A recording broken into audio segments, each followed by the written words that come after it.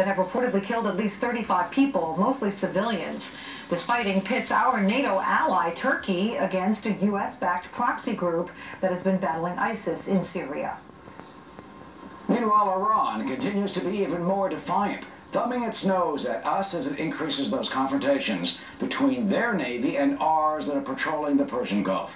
Officials tell Fox News that a U.S. warship did fire warning shots at an Iranian speedboat that they say came within 200 yards of our warship. The firing of warning shots, relatively rare, but this was the latest of 4 close calls between the U.S. and Iranian Navy vessels in just the past week. That, of course, raising increased worries about Iran's intentions. Here's Press Secretary Josh Earnest on the threat. The behavior and the actions that we've seen by these Iranian vessels is a source of concern because their actions were unsafe and unprofessional, and because in territory that's as compressed, or in international waters that are as compressed as the Strait of Hormuz, the likelihood of miscalculation is increased. Ambassador John Bolton joins us as always, the former U.S. Ambassador to the United Nations, Senior Fellow at the American Enterprise Institute and Fox News contributor. Ambassador, unprofessional and unsafe. How about threatening, belligerent, illegal? This was international water after all. What do you think are the Iranians' goals? Well, this just shows, just to start with the White House press spokesperson, what a kind of separate universe they're living in. It's like they're talking about a boating incident on the Chesapeake Bay. The fact is, these were intended to be intimidating. They were practice runs for these Iranian vessels. And our forces have, as a general rule, the proposition that if they discern hostile intent from an adversary like Iran, they're entitled to fire to defend themselves.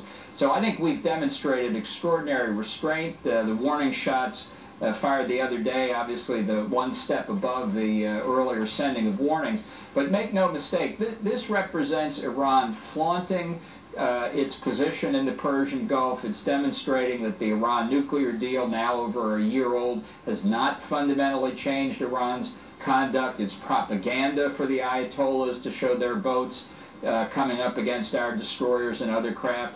Really, it's the kind of thing that's intended to say to the Arab states along the Persian Gulf, the Americans are afraid to defend themselves. Why do you think in your dreams they would ever defend you? You know, they've been doing this for years, and these are like little fiberglass skiffs, kind of like Boston whalers, I mean, if they were ours. And they're hard to detect. You can't see them on radar. There are dozens and dozens of them. They're like gnats or mosquitoes they got to try to swap away. What happens if we blow one of them out of the water? Well, I think we have to do it at a time and a place of our choosing. I think as irritating as this is and as potentially dangerous, we do have rules of engagement that should give us the opportunity to decide when we're going to do something. I just think the Iranians are testing us. They want to see how far they can push us. Doing it in the Strait of Hormuz is obviously very, very challenging because so much of the world's oil supply flows through there. We've known for years of Iranian threats to mine the strait or to prevent access. And again, this is a demonstration. Iran thinks that it's on the move. They think we're in retreat. They're showing to the Arabs and others in the region that they're going to dominate what they call the Persian Gulf. The Saudis and others, by the way, call it the Arabian Gulf. This is no accident. And I think a passive, weak, withdrawing America, which is what this looks like, just gives the Iranians more cause to provoke. They're going to provoke until they get pushback. You know, Ambassador, finally, they're taking advantage of it. Here's what Ali Fadavi, he's an Iranian admiral, said about all this, is quoted as saying, "The U.S. doesn't enjoy the power to confront Iran militarily. No one dares to give a dirty look at Iran, let alone launching a war." Here's what he said a few months ago about this. "Whenever the Americans look at the Persian Gulf, they will see us. They know that if they commit the slightest mistake, we will drown their vessels. The Persian Gulf and much of the coast of the Sea of Oman belong to this powerful nation, and therefore we have to be present and show off our power." Do these sound like the words, the conciliatory words of a partner in the Iranian nuclear deal to you?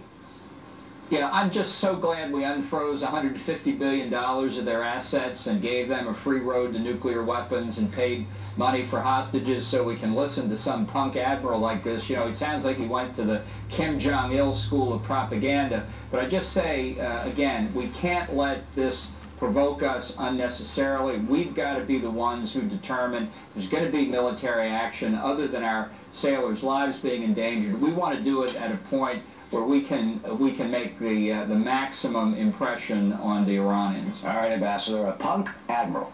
Haven't heard that before. Ambassador John Bolton. You may hear from the Iranians of that one. Thank you so much.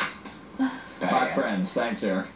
Well, Eric, Pope Francis is vowing to visit some of the villages in central Italy devastated